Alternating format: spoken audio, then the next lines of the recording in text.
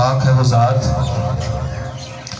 جس کے قبضہ قدرت میں میری جان ہے، وہ وحدہ لا شریک ہے، نہ اسے کسی نے جنا ہے اور نہ اس نے کسی کو جنا ہے، اور سچے ہیں ہمارے پیارے رسول صلی اللہ علیہ وآلہ وسلم جن کو اللہ تعالیٰ نے تمام جہانوں کے لیے رحمت بنا کر بھیجا ہے۔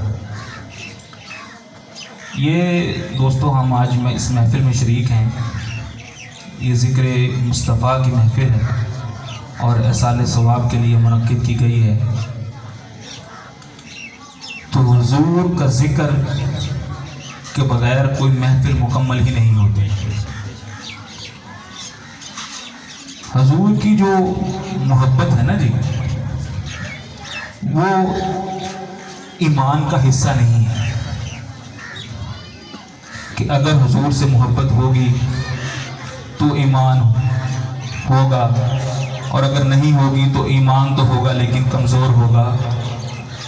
تو حضور کی محبت ایمان کا حصہ نہیں ہے، حضور کی جو محبت ہے وہی ایمان ہے، وہی ایمان ہے، وہ ایمان کی بنیاد ہے۔ جو شخص حضور سے محبت نہیں کرتا، ان سے عشق نہیں کرتا، وہ بے ایمان ہے، اس میں کوئی ایمان نہیں ہے۔ تو آج کل حضور سے جو نسبت ہے اس کو کمزور کیا جا رہا ہے۔ میں وقت چونکہ بہت کم ہے، مجھے کہا گیا ہے کہ محفل کو اختتام کرنا ہے جلد، اس لیے میں تقریباً 20 سے 25 منٹ آپ کے ساتھ گفتگو کروں گا، بس آپ لوگوں کی توجہ درکار ہے۔ تو یہ جو دوستوں یہ جو دور ہے نا، یہ فتنوں کا دور ہے، تو سرکار سے جو نسبت ہے اور ان سے جو عشق کا تعلق ہے اس کو کمزور کیا جا رہا ہے۔ اور آج میں آپ کے سامنے سرکار کے جو صحابہ تھے ان کا عقیدہ بیان کروں گا کہ ایک دفعہ حضرت عمر فاروق سرکار کی محفل میں بیٹھے ہوئے تھے اور سرکار نے فرمایا، عمر سوچو وہ دن کیا دن ہوگا جب تمہیں قبر میں دفن کر دیا جائے گا اور 2 سیاہ رنگت والے فرشتے تمہاری قبر میں آئیں گے اور ان کے ہاتھ میں لوہے کے بہت بڑا وہ ڈنڈا ہوگا اور وہ تمہیں جھڑک کے اٹھائیں گے، تو سوچو اس دن عمر تمہارا کیا بنے گا۔ تو جناب عمر نے سوال کیا کہ حضور کیا آپ سے جو میرا رشتہ ہے، جو میری نسبت ہے اور جو میری محبت ہے وہ اسی طرح قائم ہوگی؟ آپ سے جو میرا نسبت ہے، یہ جو عشق کا تعلق ہے، کیا یہ قائم ہوگا قبر میں بھی؟ سرکار نے فرمایا ہاں عمر یہ قائم ہوگا۔ تو جناب نے فرمایا پھر کوئی مسئلہ نہیں، پھر میں انہیں دیکھ لوں گا۔ تو جب سرکار حضرت عمر فاروق رضی اللہ تعالیٰ عنہ اس جہان فانی سے کوچ کر گئے تو آپ کے جو بیٹے تھے صاحبزادے تھے حضرت عبداللہ بن عمر، وہ بیان کرتے ہیں کہ بابا جانی میرے خواب میں آئے اور میں نے ان سے پوچھا کہ بتائیں قبر میں کیا معاملہ ہوا؟ تو آپ نے فرمایا کہ مجھے جب قبر میں دفن کر دیا گیا تو فرشتے آئے، اس سے پہلے کہ وہ مجھ سے سوال کرتے کہ بتا تیرا رب کون ہے، میں نے ان سے کہا کہ میرا رب تو اللہ ہے، بتاؤ تمہارا رب کون ہے۔ اس سے پہلے کہ وہ مجھ سے پوچھتے کہ تیرا مذہب کیا ہے، تیرا دین کیا ہے، تو کس کو ماننے والا ہے، میں نے ان سے کہا میرا دین تو اسلام ہے، بتا تیرا دین کیا ہے۔ تو کہتے وہ فرشتوں نے دیکھا ایک دوسرے کی طرف اور پوچھا یہ کون ہے؟ تو کہا یہ محمد عربی کا غلام عمر ہے۔ تو انہوں نے کہا چلو پھر اس کا حساب خود ہی اللہ کرے گا۔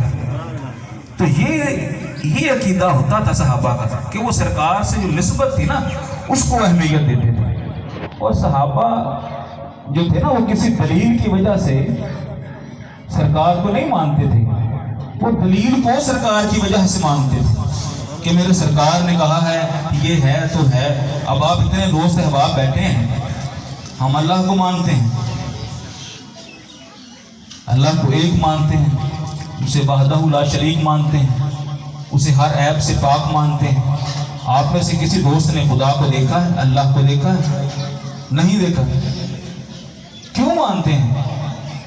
کیونکہ مکہ سے ایک آواز اٹھی، اس نے کہا قل هو اللہ احد اللہ الصمد لم یلد ولم یولد۔ تو ہم نے بھی مان لیا کہ اس سرکار کی زبان پر اتنا یقین ہے کہ آج کو بندہ کہے کہ یار اللہ ایک نہیں دو ہیں، تو ہم اسے قتل کرنے تک جاتے ہیں اور وہ مجبور قتل ہو جاتا ہے، اور اس کی زبان پر اتنا یقین اور اس کے بارے میں ایسی باتیں۔ شرم تم کو مگر نہیں آتی۔ تو یہ جو سرکار کے ساتھ جو رشتہ ہے نا، یہ جو تعلق ہے، اس کو مضبوط رکھو۔ میں پچھلی دفعہ جب آیا تھا، حفصہ بھی تشریف فرما تھے، تو میں نے یہی بات کی تھی کہ خدا کی قسم قبر میں کسی چیز نے کام نہیں آنا، صرف جو میرے مصطفیٰ سے تعلق ہے نا وہ کام آئے گا۔ قبر میں 3 سوالات ہونے ہیں، مجھے معلوم ہے اس بات کا، اور میرا یقین بھی ہے کہ 3 ہونے ہیں، لیکن حدیث کی جو 2 معتبر کتابیں ہیں، علماء کرام بیٹھے ہوئے ہیں کہ موجودگی میں کہہ رہا ہوں، صحیح بخاری اور صحیح مسلم، اس میں پہلے 2 سوال نہیں ملتے، اس میں صرف ایک ہی سوال ملتا ہے کہ سرکار کا رخ انور دکھایا جائے گا اور پوچھا جائے گا بتا اس شخصیت کے بارے میں تو دنیا میں کیا کہا کرتا تھا، جب تو ممبروں پہ بیٹھتا تھا تو کیا کہا کرتا تھا۔ صحیح بخاری اور صحیح مسلم میں صرف یہی ایک سوال آیا ہے کہ صرف سرکار کے بارے میں ہی پوچھا جائے گا۔ ویسے ہمارا ایمان ہے کہ 3 سوالات ہونے ہیں، تو سرکار سے جو نسبت ہے، جو رشتہ ہے، اسے مضبوط رکھو، کسی کی باتوں میں آ کر ان سے رشتہ کمزور نہ کر لینا، ورنہ کسی کام کا نہیں رہتا بندہ۔ اور جو سرکار سے نسبت رکھتا ہے وہ قبر میں بھی آرام میں ہوگا اور حشر میں بھی آرام میں ہوگا، اور دنیا میں تو اللہ تعالیٰ اسے عزتیں دیتا ہی دیتا ہے۔ اب دیکھیں کہ یہ جو بھی جنازہ ہوا ہے لاہور میں علامہ خادم رضوی صاحب کا، کیا خوبصورت جنازہ ہوا ہے، پاکستان کی تاریخ کا سب سے بڑا جنازہ تھا یہ کیوں تھا کہ انہوں نے سرکار سے اپنا رشتہ مضبوط رکھا ہوا تھا۔ اور آپ تمام دوست بھی سرکار کے ساتھ جو ہے نا اپنا رشتہ تعلق اس کو مضبوط رکھیں۔ لائٹ چلی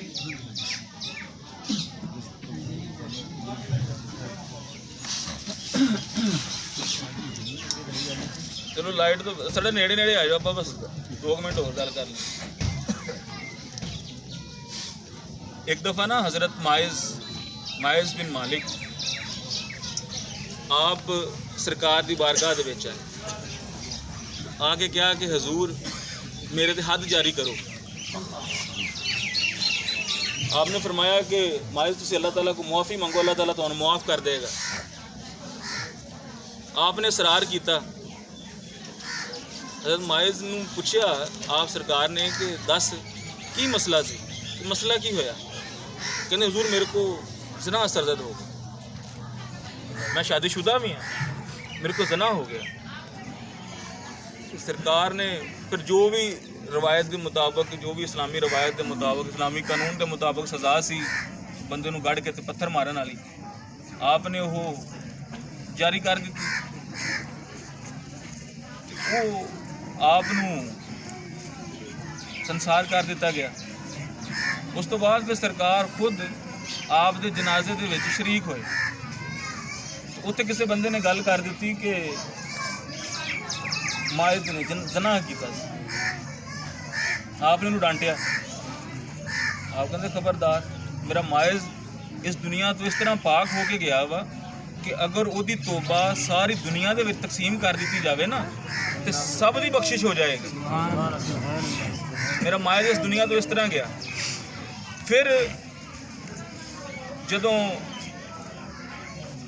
آپ دی وفات تو 2 دن روایت وچ فرق آਉਂਦਾ وا، 2 دن بعد یا 3 دن بعد سرکار حضرت معاذ دے گھر تشریف لے گئے تے اتنے دیکھا کہ صحابہ کرام بیٹھے سی۔ آپ نے جا کے فرمایا کہ تسی اپنے بھائی دے لئی استغفار کرو، وہ واسطے بخشش کی دعا کرو۔ ہوں دیکھو کہ سوال آتا وا کہ بخشش کی دعا تو ਸਰਕਾਰ ਤਾਂ ਜਿੱਥੇ ਵੀ ਕਰ ਦੇਣ ਮਾਲਕ ਨੂੰ ਰੱਦ ਕਰ ਹੀ ਨਹੀਂ ਸਕਦਾ।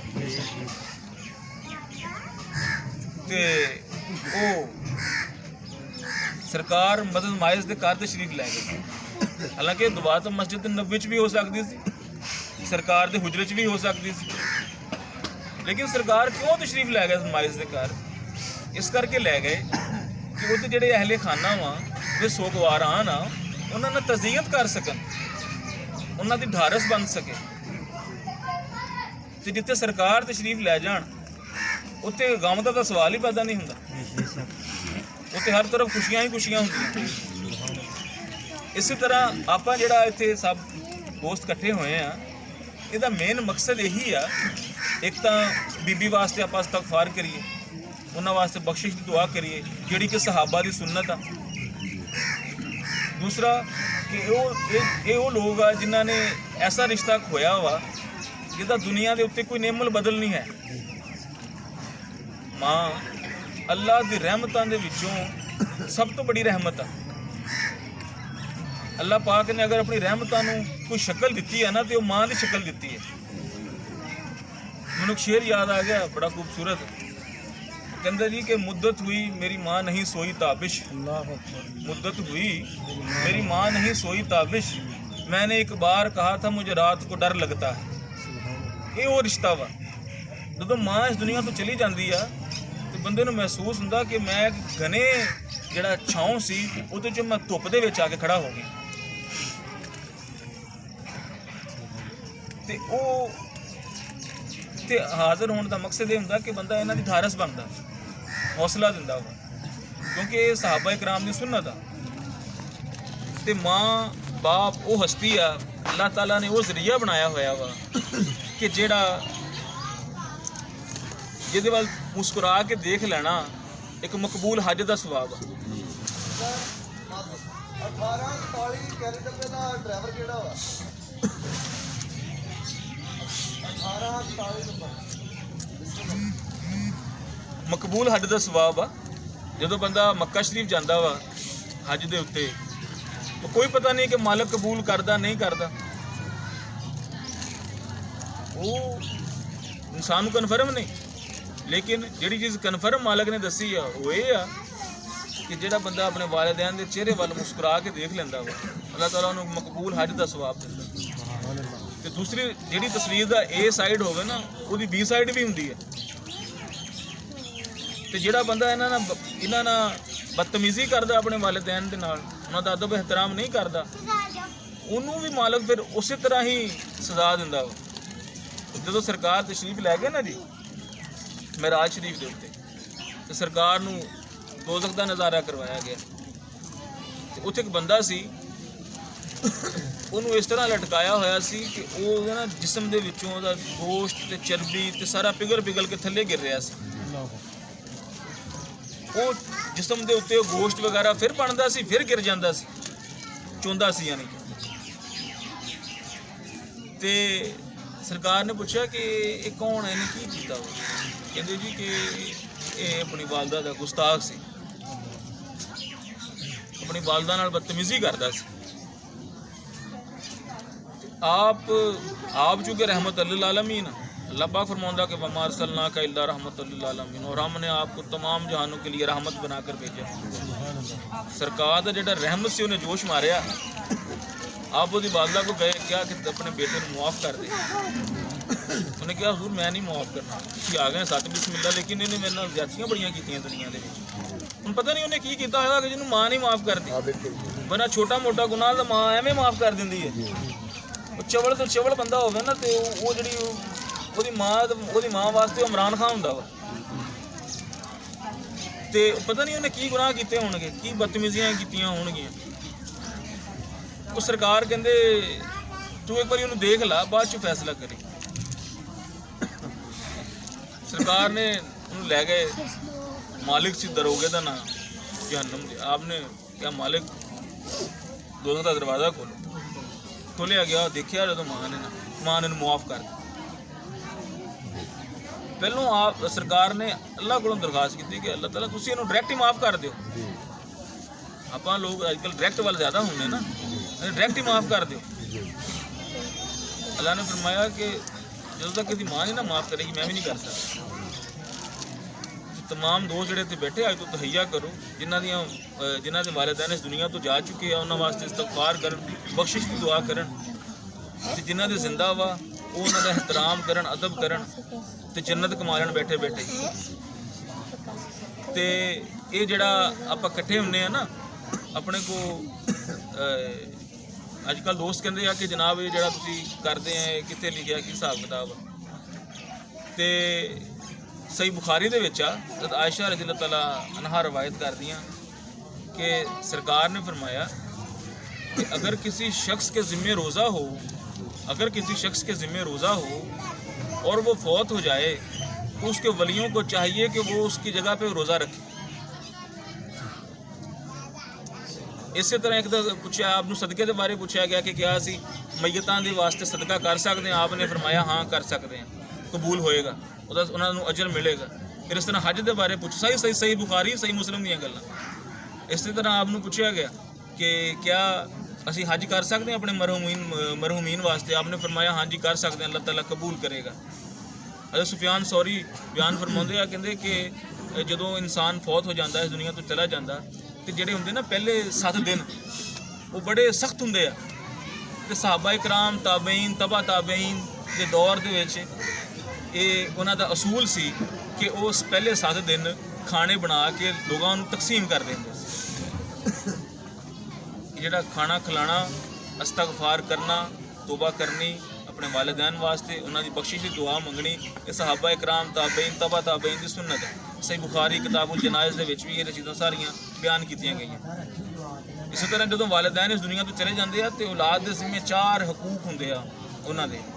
پہلے نمبر تے ہوندا انہاں دا جنازہ پڑھنا, دوسرے نمبر تے انہاں واسطے استغفار کرنا, تیسرے نمبر تے انہاں دے جڑے کیتے ہوئے وعدے آ وہ پورے کرنے, چوتھے نمبر دے اوتے کہ جڑا والدین اگر والد آ تے او دے دوستاں نال او دے بھائیاں نال اچھا سلوک کرنا جویں تسی اپنے والد نال تانوں کرن دا حکم آ اسی طرح. اگر ماں تے اودیاں سہیلیاں نال محبت کرنا انہاں نال عقیدت رکھنا یہ والدین دے حقوق دے وچوں شامل ہے.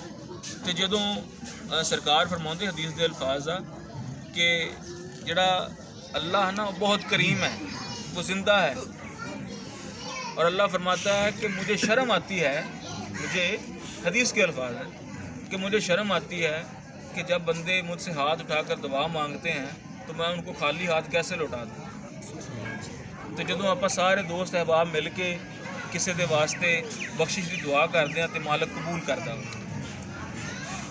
انہوں بخش دیتا ہوا, کیونکہ وہ تو پہلوں ہی کسی بہانے کی تلاش وچ ہے. اللہ تعالیٰ اسی طرح ہی ہے نا جی, وہ بڑا رحمان ہے, بڑا کریم ہے. کوئی بندہ کسی جگہ تو کوئی پتھر ہٹا دینا وا اللہ تعالیٰ بخش دینا کہ جا یار انہیں پتھر ہٹا دیتا. تے اسی طرح اپنے والدین دا ادب کرو, احترام کرو, انہوں نے راضی کر لو. انہوں نے راضی کر لیا تو اللہ راضی ہو جائے گا. تو جدوں اللہ راضی ہو جاتا وا تو پھر ہر طرف خیر ہی خیر ہوندی. تے میں آخر تک دعا کرتا ہوں نا, میرا گلا چونکہ تھوڑا جہا ہے پرابلم ہے, میں مائک تو بغیر زیادہ دیر نہیں بول سکتا. تے جنی بارگاہ دے وچ حاضری لوائی اللہ پاک قبول فرمائے. کوئی غلطی ہو گئی ہوے گفتگو دے دوران اللہ پاک ان درگزر فرماوے. تے آخر تے میں دعا کرتا ہوں نا کہ ہم چلیں تو سوئے یار, دیکھیں تو کوئے یار, دل پھڑکے تو جستجوئے یار. یہی عقیدتوں کی انتہا ہے, اور اللہ پاک ہم سب کو عقیدتوں کی انتہا تک لے جائے اور سرکار کا سچا غلام اور خادم بنائے. وما علینا الا البلاغ المبین.